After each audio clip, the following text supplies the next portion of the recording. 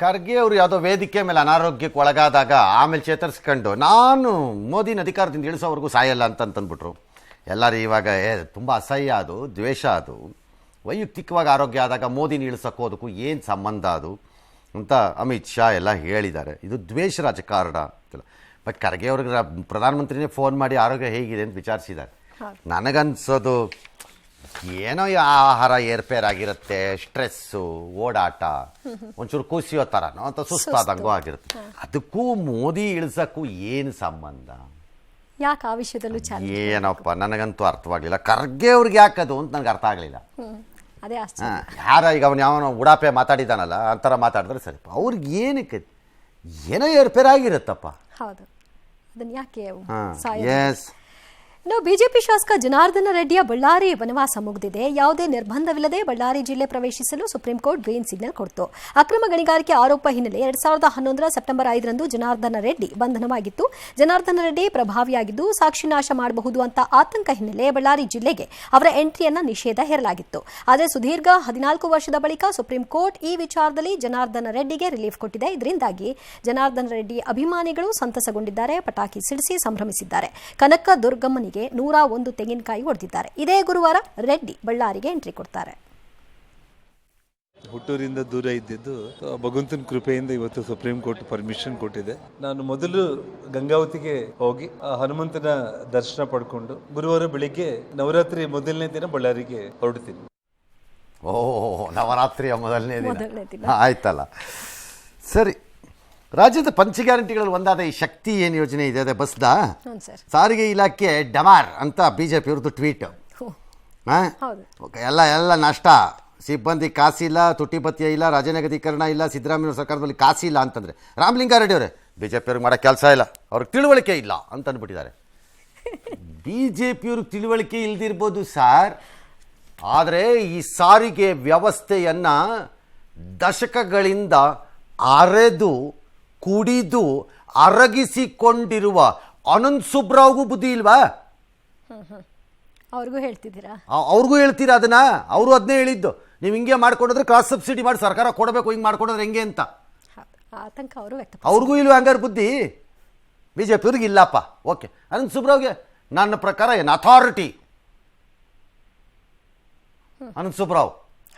ಅವ್ರದ್ದು ಯೂನಿಯನಿಸಮ್ ಏನ್ ಬೇಕಾದ್ರೂ ಇದ್ಕೊಳ್ಳಿ. ಅವ್ರ ಹೇಳಿಕೆ. ಎಸ್.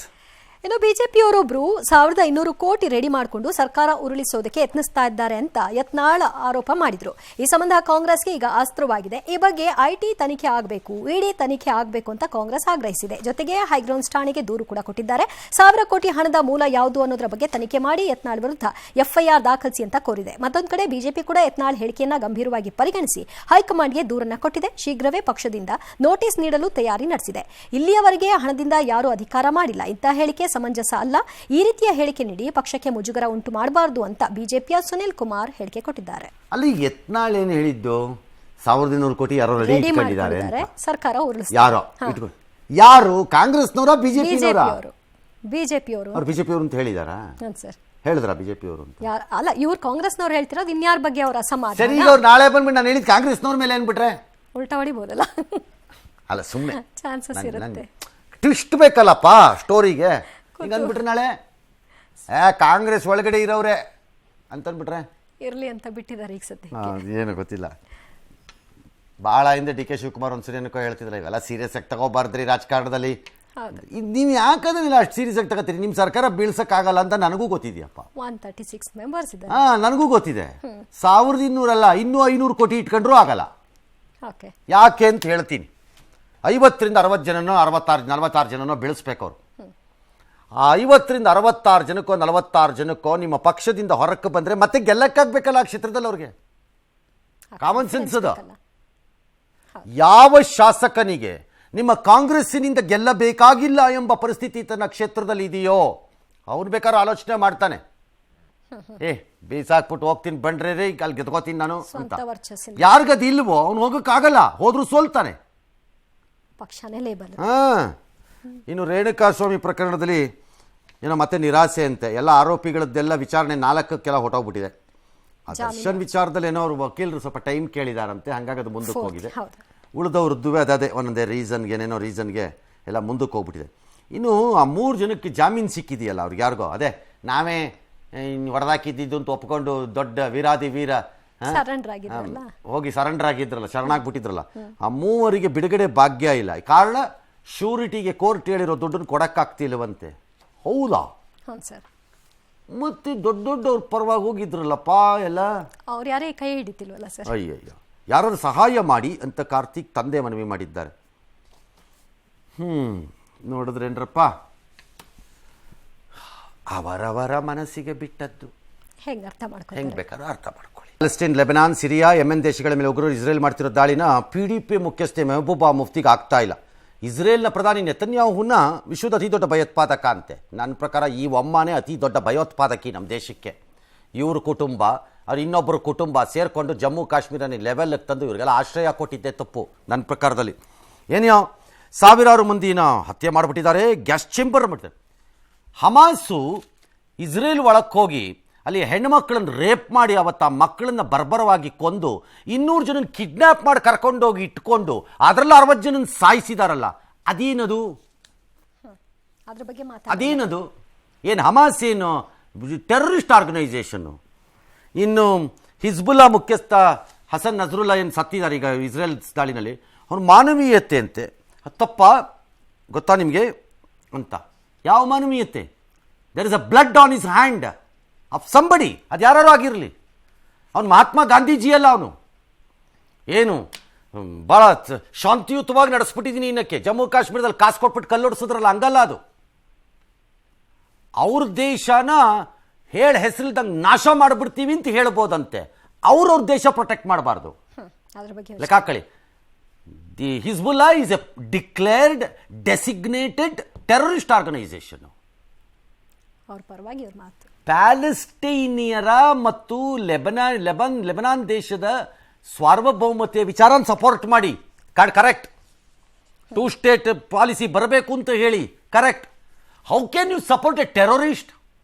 ನಿಮಗೂ ಅದಕ್ಕೂ ಏನು ಸಂಬಂಧ?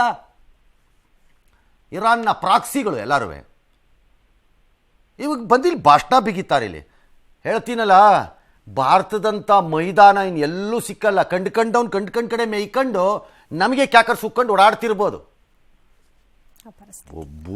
ಬೋಗಸ್ ಫಲಸ್ತೊಂದು ಸರಿ.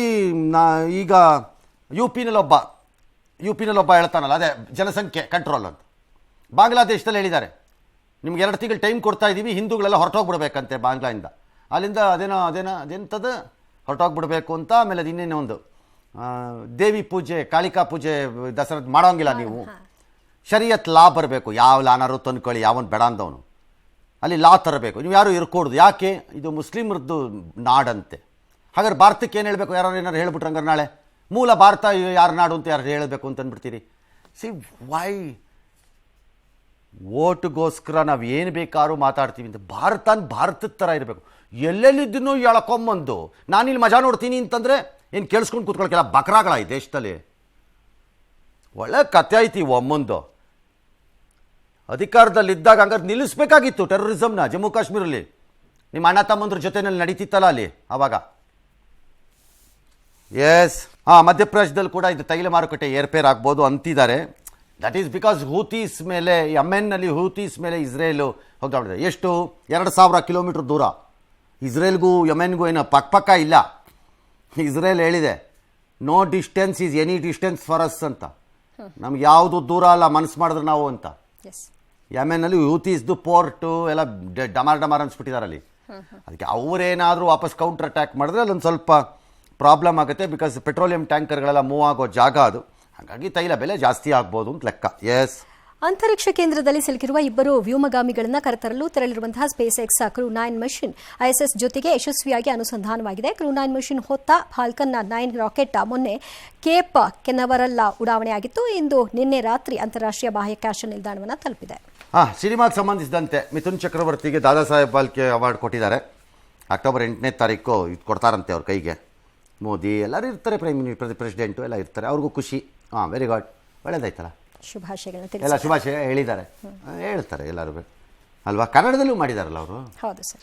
ಸರಿ ಹಂಗಾರೆ ಓಕೆ.